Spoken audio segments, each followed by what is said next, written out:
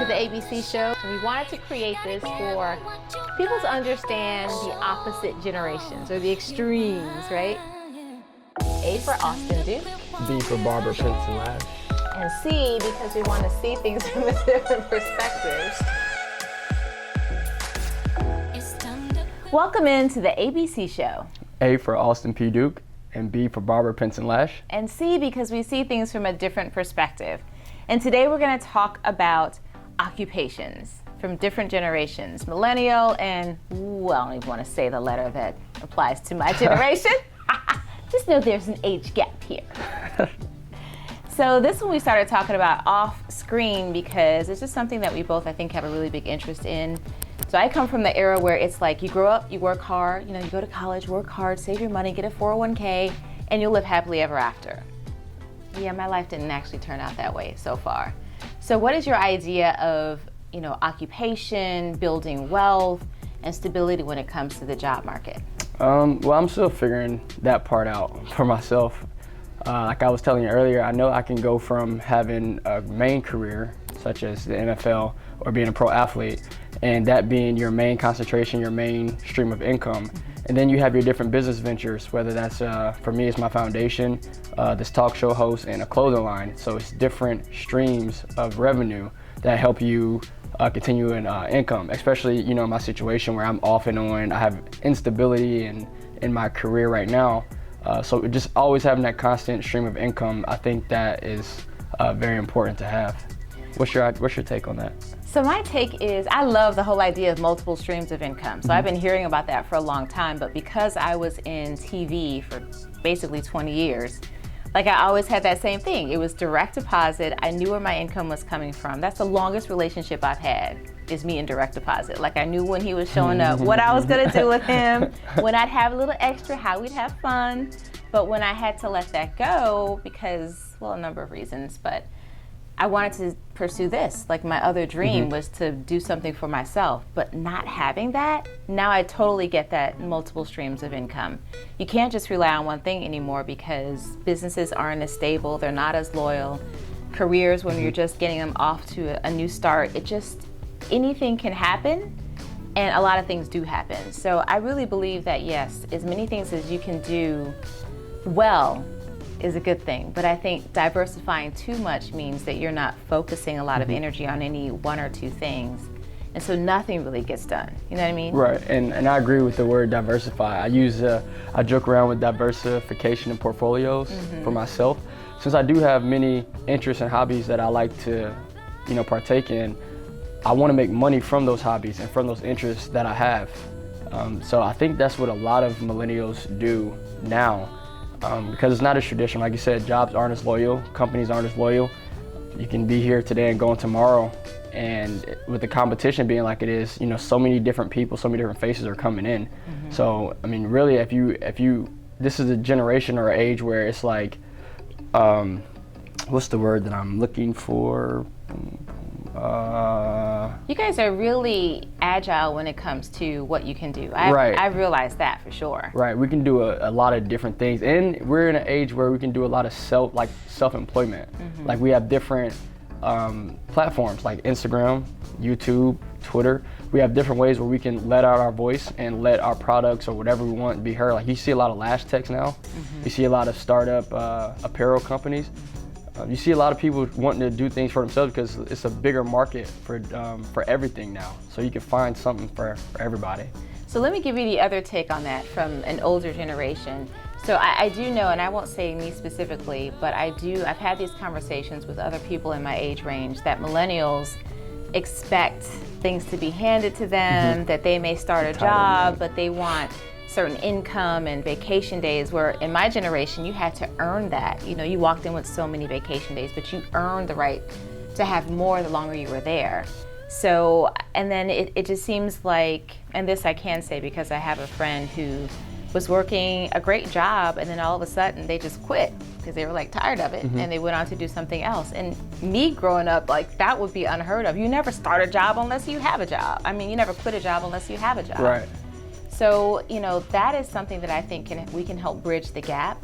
because I know my age range and older, there is a general sense that some millennials feel entitled and that they don't have to kind of work their way up the ranks. They walk in feeling like, well, hey, I can do this, this, and that. So pay me what I'm worth, give me the same time off as someone who's been here 10 or 15 years, and let's keep it moving.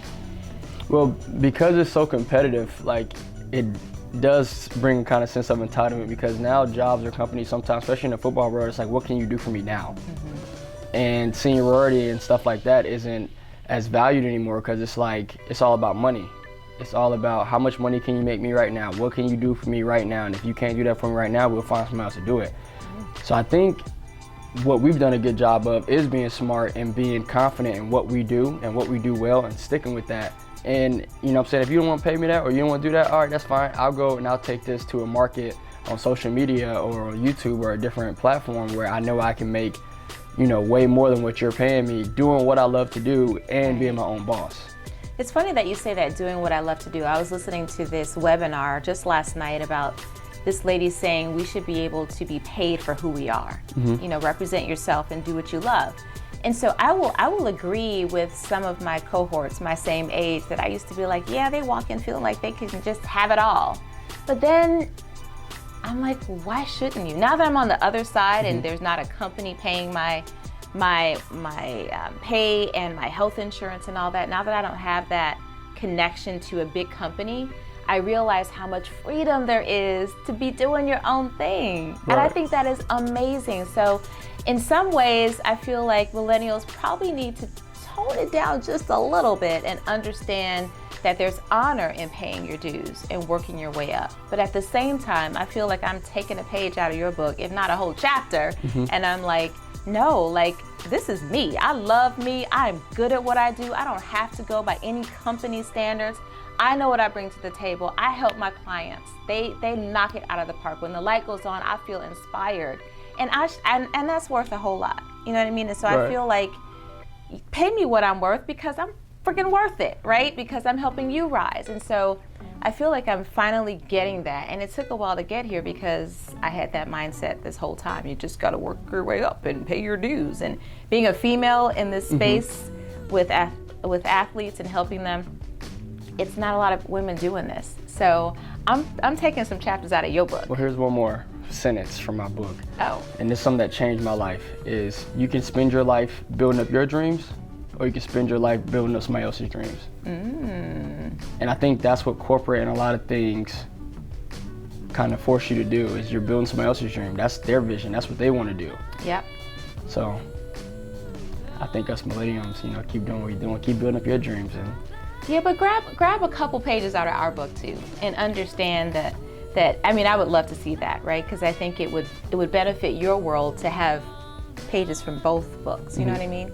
Versus my generation, we grew up just thinking that one way, and now in my 40s, I'm realizing there's so much more to do. I used to say it all the time. When you think about traditional jobs, people spend 8 to 10 hours a day. The biggest chunk of your day is spent at a company working and doing something, to your point, that probably is not driving your own agenda, it's driving somebody else's agenda. So you gotta at least be happy in that. If you are in a 9 to 5 or 9 to 8 or 9 to 7, right?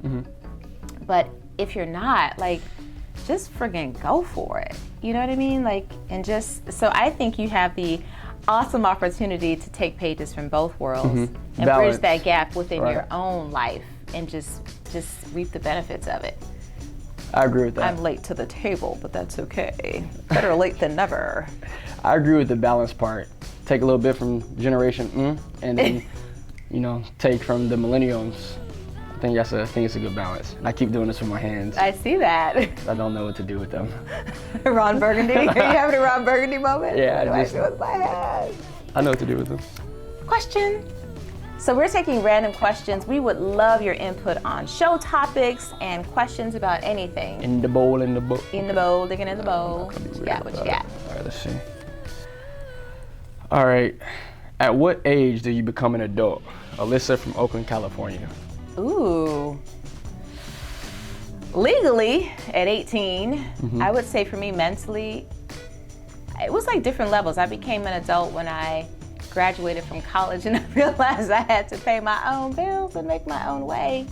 But I think mentally, I didn't become an adult until I got my first job on air, and I realized the responsibility of having to broadcast to so many people and what that meant for the community I was living in. Right.